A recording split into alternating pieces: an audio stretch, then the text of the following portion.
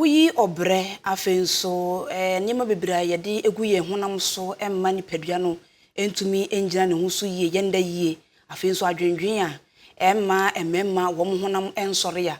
ade ba ko so akutia wo pa eye didie bebrebe memma ni bi didi papa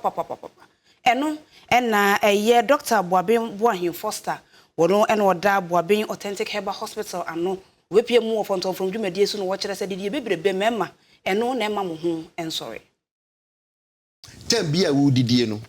unya sase se odidi bia no o got no anase gastrointestinal numu ha wo body no esene edi moja ko ho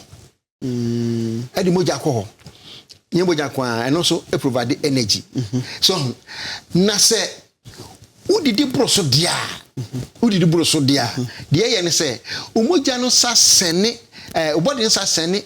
extra blood echo intestine any stomach mu sadia oye my body no it decrease the volume of what blood and that's the quantity of blood that was circulating throughout the body, especially once skeletal muscles and for brains hona sadia to me affect on pa was it time bia so o brain na be short to blood and I say number of say blood by biokobia or the oxygen nutrient na ko e be ma wanya severe dizziness when you so betumi abiri betumi atwahwe okay I was say na wo ye bema na adidi muruso especially anwumre a wonim say o match what say didi aboroso bema ene de ene say ye down ni senti ni say wo say I was say nipadua no my dick can catch us a baby na digestion no cause bia or digestive tract no yesani moja ko ho enti ma moja no kra so te enti na udidia